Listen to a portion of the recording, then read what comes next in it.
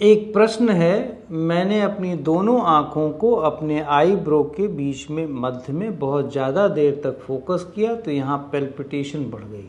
अब बहुत माइंड परेशान है इस पैल्पिटेशन से, इस धड़कन से। हमेशा माइंड यहीं पर लगा रहता है। इनका कहने का मतलब ये है। मुझे इसका सलूशन बताएं। ध्यान दो, जब हम अपनी दोनों आँखों को इस एंगल पर अर्थात आईब्रो के बीच में लाते हैं तो एक्चुअली बहुत ज़्यादा समय तक यदि इसको यहाँ पर आँखों की पुतलियों को, आई बॉल को यहाँ स्थिर रखेंगे, यहाँ तो स्थिर नहीं होती बट इस एंगल पर आँखें आ जाती हैं पुतलियाँ, तो हमारी आँखों के मसल्स में पेन हो जाता है। पहली बात तो आँखों का एंगल या तो ऊपर होता है या तो नीचे या तो राइट या तो लेफ्ट, लेकिन ये एंगल देते हैं।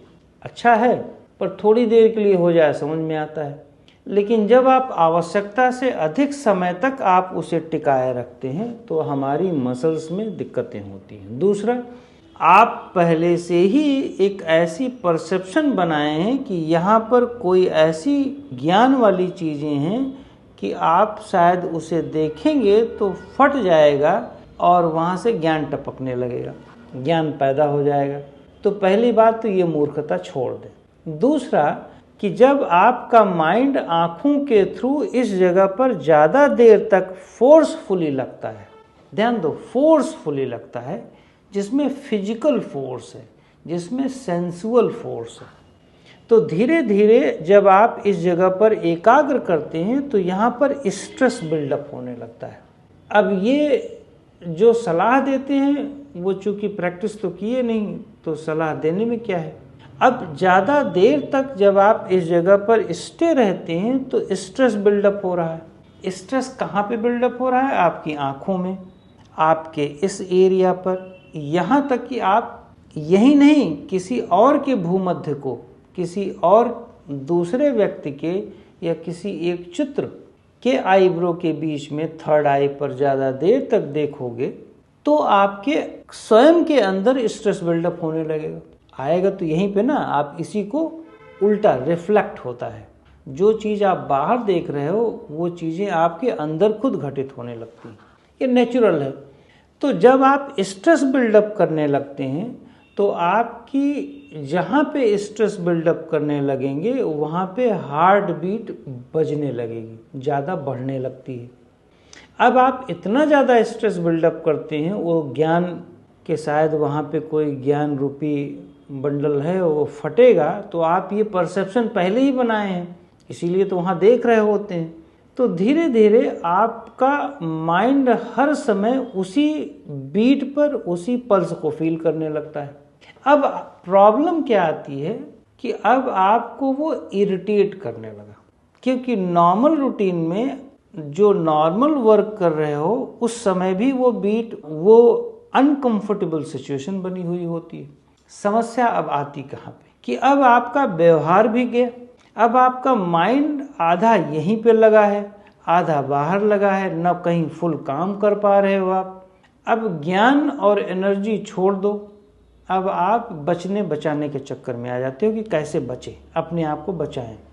ऐसे हमारे पास साधक बहुत आते हैं जो कहीं किसी ग्रुप में साधना करके कुंडलनी और ये भूमध्य जगाते हैं, और जब ये हार्ट बीट करके जग जाती है तो फिर मेरे पास आ जाते हैं और कहते हैं इससे हम बचे कैसे। जब मैं कहता हूँ जब जग गई है तो फिर अब जगाओ, अब एंजॉय करो, तब कहते हैं नहीं, किसी तरह बचाओ।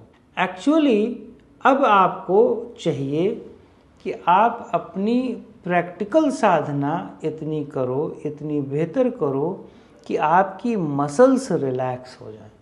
तो सबसे पहले इसका सल्यूशन समझ लो, अपनी आई मसल्स को लूज़ करो। यहाँ पर देखने की ज़रूरत नहीं है बहुत, यहाँ पर देख करके कुछ नहीं होगा। अगर यहाँ पर होता बहुत कुछ तो सर्जरी करके यहाँ पर कुछ करवा दो और आराम से एनर्जी यहाँ से उगलने लगोगे। यहाँ पर अनुभव करने का मतलब सिर्फ एक ऋषियों का था कि मध्य क्षेत्र में अपनी कॉन्शियसनेस होनी चाहिए। न्यूट्रल होनी चाहिए, न तो राइट न तो लेफ्ट। इसका मतलब ये था, जब आपके पास कोई, मान लो एक घर में किसी व्यक्ति के बारे में आप कुछ कमजोरी उसकी बता रहे हो, तो आप कमजोरी, बुराई छोड़ दो, कमजोरी ही बता रहे हो, जो कि सच है, आप सच बता रहे हो, ठीक है। जब आप उसकी कमजोरी बता रहे हो तो आपको, इसका मतलब कि किसी एक पक्ष पे ज़्यादा डोमिनेंट हो।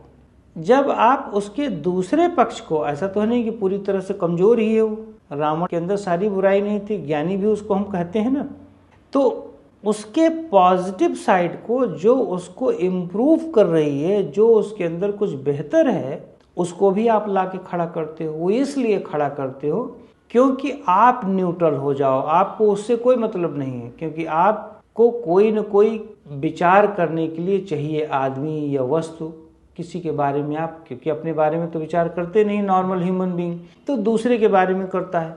तो हमें न्यूट्रल होना है। तो कोई भी विचार आए तो साइड में उसका दूसरा भी विचार रखना जरूरी होता है, तो हम न्यूट्रल हो जाते हैं। कोई एक टाइप का थॉट हमारे ब्रेन पर डोमिनेंट नहीं होता, जिससे राइट और लेफ्ट ब्रेन बहुत इम्बैलेंस नहीं होता। पर्पस हमारा ये था।